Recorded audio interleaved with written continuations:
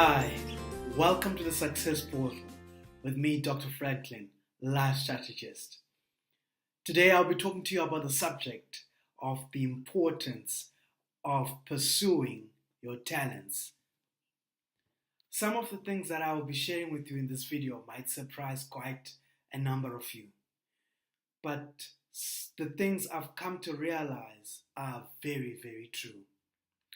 For example, the educational system has not been designed to cater for your talents.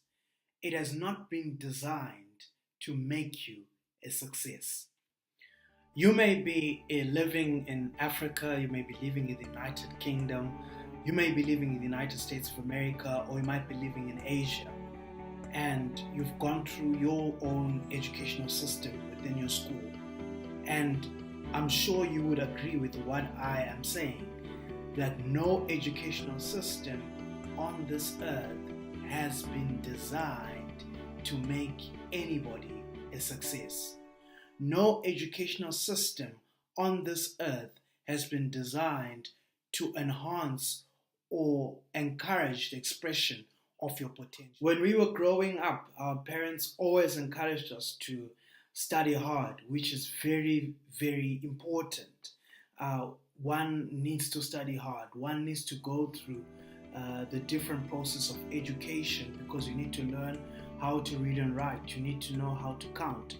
You need to know how to navigate through this world and understand how people think and how systems in this world operate. But unfortunately, the educational system does not teach you to be innovative.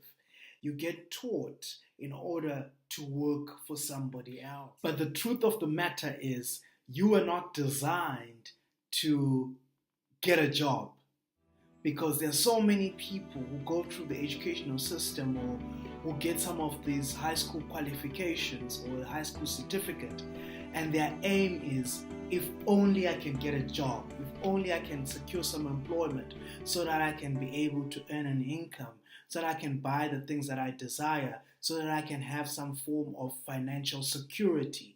And what people end up doing is they're just aiming for a job. But that is aiming very, very low in life, because there are so many things that you can achieve when you begin to pay attention to your talents. Because when you actually have time to develop your talents, you can earn probably 10 times more than you could get from the job that you desire to acquire. This is why certain individuals who are successful decided to quit their jobs and employ themselves. Some of them even went to the extent of quitting their places in universities, and some of them became what is called university dropouts, like, for example, Mark Zuckerberg, who dropped out of a very high and prestigious university in order to start a multi-billion business. Why? They came to the realization that the educational system was not designed to make them successful. It was designed to test their intellectual prowess, but it was not designed to make them success. Some of you may be very surprised with all the things I'm saying, and you're thinking, why is he attacking the educational system? I'm not attacking the educational system. Education is very important. I believe in education. And one person once asked me and said, if I do not go through high school or I do not go to university, does it mean that I am illiterate? My answer to him was, an education is not necessarily going through a high school process or years in high school, or actually attaining a diploma or a degree. There is more to education than actually sitting behind a desk and sitting on a chair in a classroom. There are so many things that you can learn by reading books, by relating to people, by being mentored by people. There are so many things that you can learn in life as well, through trial and error, through your own experiences, and life itself can become a form of education. You can derive so many life lessons from life itself. but the educational system was not designed to make you successful. It was not designed to make you a billionaire or a millionaire. That's why you will find people who have studied finance, people who have studied economics, are not the billionaires in this world. I just want to use an example of a gentleman who is an anthropologist by training. And one day he just decided to take a risk. He loved music, he had a passion for music, but he had never done anything on a large scale. So he met up with a group and decided to produce an album, which he then marketed locally and then later on was marketed globally. And to his surprise, his album was a hit and in the country and abroad. And after that, he never looked back. He started traveling to different countries in the world, performing with his group. The name of that gentleman is Johnny Clegg, and many people do know him because his group was amazing, and it still is. And it allowed for people, through what he did and through his music, to begin to break down racial divide, because his group consisted of people of different racial groups. And the time at which the group was formed was a time where the country was in a point of a great racial volatility. There was a lot of discrimination at the moment between races. But in his group, he was able to integrate people of different races. So that was really something great. And that's something that caught the attention of so many people, because what his group was doing, it was actually preaching reconciliation between the different social groups and the different racial groups. And he never looked back. He never went back to anthropology. He began to follow his passion, and he became very successful. And his son ended up also joining him as a musician.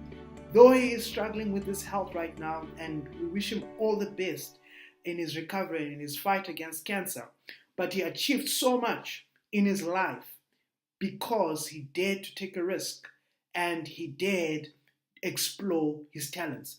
I want to encourage you today to explore your talents. Everybody in this world is talented. You are not designed just sit in a job, an 8-to-5 job.